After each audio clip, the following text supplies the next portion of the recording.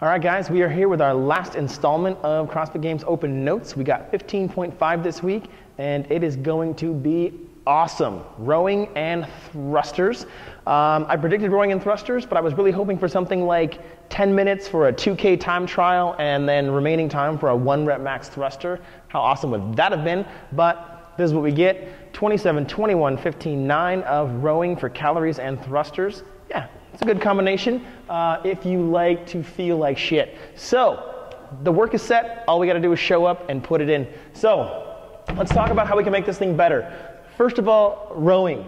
Technique. I'm talking legs and back. And if your rowing technique isn't dialed right now, there's not a whole lot you can change between now and then, but there is some stuff that can be done for some quick fixes to get rid of some major power leaks. I like that term Nicole Carroll uses in terms of power leaks, just letting energy fly out into the universe, right?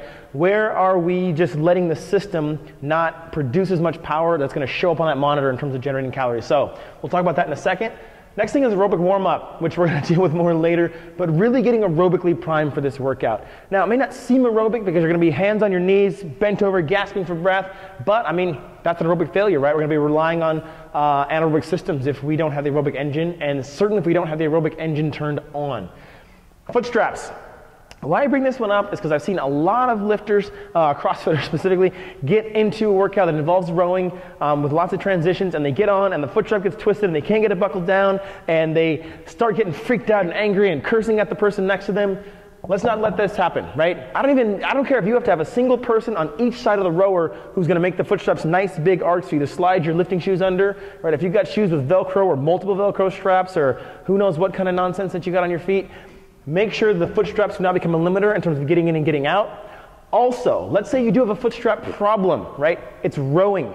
You're not going into space. You don't need to be cinched in there for a shuttle launch, all right? Just start pulling on that chain. Maybe someone can come along next to you while you've already started pulling on that chain and get your foot adjusted. But do not waste a lot of time dealing with foot straps. It's a waste, and don't let it get agitated. And in terms of pacing, I expect to see this thing kind of start off steady, drop off a little bit, and then pick back up towards the end, right? We start that 27, we're feeling it out.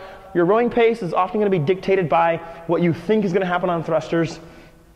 We're going to see that slow down as we get into that maybe 21 or the 15s, and then see that start to pick back up as we see the light at the end of the tunnel. So somebody asked me today what I think they should do.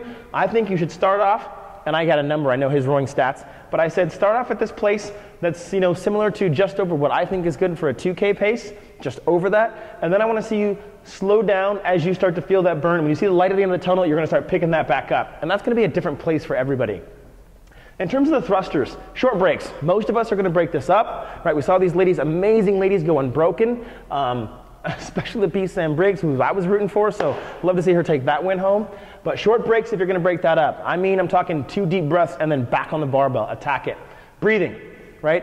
I take 2 breaths per thruster, right? I want to get as much oxygen in, filling that belly with air at that top position, exhale when the bar hits down. Whatever your pattern is, just make sure it's consistent. So again, we keep talking about this aerobic warm-up and aerobically primed, and to stay as aerobic as much as possible, we need to have that air coming in. And then in terms of breaking these reps up, I'm going to shift over here. So on the 27s, I like an idea of AMRAP minus 5 to 10. So if that equates to 27 reps for you, if you could get 37 reps, great, hit it unbroken. But if 27 reps is your limit, I wouldn't go there. So think about, when do I have 5 to 10 reps left in the tank? You're going to have to feel that out. Go by feel on that. And then that's when you're going to drop that bar. Let's say that was 20, let's say it was 18 reps, right? Now I've got 9 reps left to do. That might be 3, 3, 3 if I'm paying attention to this AMRAP minus 5. But really that's for the opener. It could be 6 and 3. But for your opening set on each of these, leave some in the tank. On 21s, I like to leave 3 to 7 in the tank. On the 15s, 2 sets is really what I'm looking at. And on the 9s, I would love to see it unbroken, right? The light at the end of the tunnel, you see it, you're ready to get to the finish line, just get after it. Strong finish, screaming, cheering, high fives, chest bumps, the whole 9. So that's what I'm thinking in terms of the 2 movements and how to attack those things, but let's deal with the aerobic warm-up and technique. So aerobic warm-up, right? We've all seen this drawing a bunch of times, especially if you've been to your CrossFit Level 1 seminar or watched those old videos of Greg Glass. We've seen it, I mean, the energy systems, right? We got the CTP or CPATP system out here with that really high power output, then the glycolytic system. Think of that really crappy part of the 500-meter row, the legs are on fire, you want to throw up. And then this aerobic system, right? Much less powerful, but notice how enduring it is, right? The problem though is that this system takes a while to warm up. And we're talking 3, 5, 10 minutes for some folks. Think about being out on a run, right? That first 400 meters to even a mile for some people feels kind of awkward, but then you get into a groove and then you're jamming. That's where we want to be when we start this workout. So I might see 2,000 or 3,000 meters worth of rowing along with some dynamic warm-up stuff for my mobility before I'm starting that round of 27. So really get this system turned on and humming before you start this workout. Warm that shit up. That's what we're going to call it. That's what we're going to refer to being ready for this and priming that system. We got some names here. And what I'm talking about there is technique, right? So tonight, tomorrow morning, maybe you're going to hit it on Monday, so you got the whole weekend. Get some stuff. Find out what are the weak links in your rowing. And just these are some people that I dig who put out some really good content on rowing mechanics, how to warm up, how to get aerobically primed for a rowing workout. Things like how I should put my damper, where my stroke rating should be, strokes per minute versus power per stroke. Lots of good data. So John Kissick out of Front Range CrossFit, beast of a rower, and now he's like a gigantic human being, and so the power output that he generates seems unfair, but you know, he's got to carry that weight around for thrusters as well. So, but really good content on priming that movement. Shane Farmer, I believe out of San Diego, tons of fantastic content on rowing technique. Really dig the stuff he's doing. And for some of these old school folks who've been like on the exercise demos page from CrossFit.com, back in the day, Angela Hart and Greg Hammond also put out some really good stuff on improving your rowing technique. And maybe you only pull away one piece from two of these people, but those two details, right? Maybe setting your damper or fixing your quarter extremity power violations and dialing that in is going to make up a difference for a couple of calories.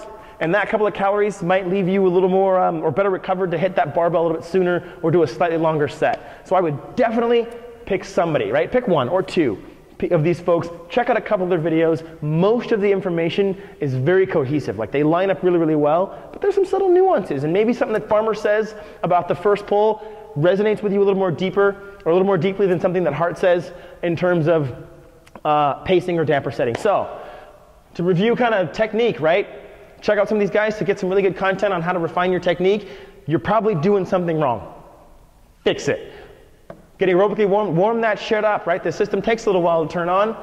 Don't let the foot straps be the bane of your existence, and then figure out your pacing strategy. And then in terms of breaking those reps up, if you're gonna break them up, here's an idea, right? Leave some in the tank, and then making sure that we're breathing.